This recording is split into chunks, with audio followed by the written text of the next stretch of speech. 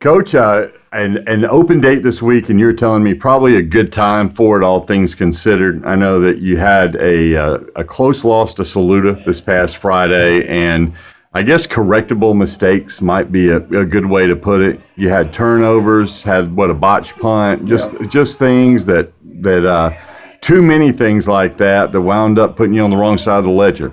Oh, definitely. Good thing about having an off week right here. We're about to go into our region stretch, and the region we're playing in, you're going to need a break, refresh our legs. Now we can sit down to evaluate how the first half of the season went, see what changes we need to make as a team, as a staff, to make sure we get everybody on the same page and get ready to go for this region running into the playoffs.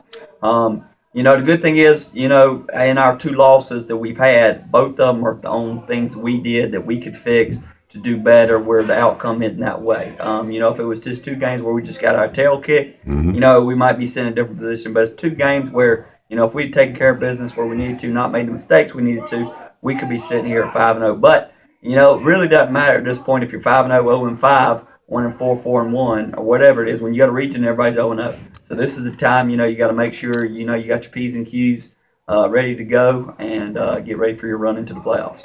Tell me about how the kids have reacted to coaching, to constructive criticism, to you and your staff saying, look, these are things that must be corrected, and if we correct them, we can be as good as we want to be. Has it been a good group as far as being receptive to that? Yeah, they've taken coaching well. Lots of times kids after a loss, of course, they're all upset and don't realize it, but the great thing about film is, it's the telltale sign of everything, and the kids have done a good job of sitting down, evaluating the film, seeing where our mistakes are. Seeing sometimes even as coaches you don't see mistakes, that you made as a coach, whether it's a call or getting us lined in the right formation, right defense and stuff like that. So, that's a good thing for us all where we can kind of sit down and evaluate and make sure, we're doing the little things right going into region play. Tell me the things that this team does on either side of the ball that that they do really well and that you're going to be able to kind of hang your hat on the rest of the way.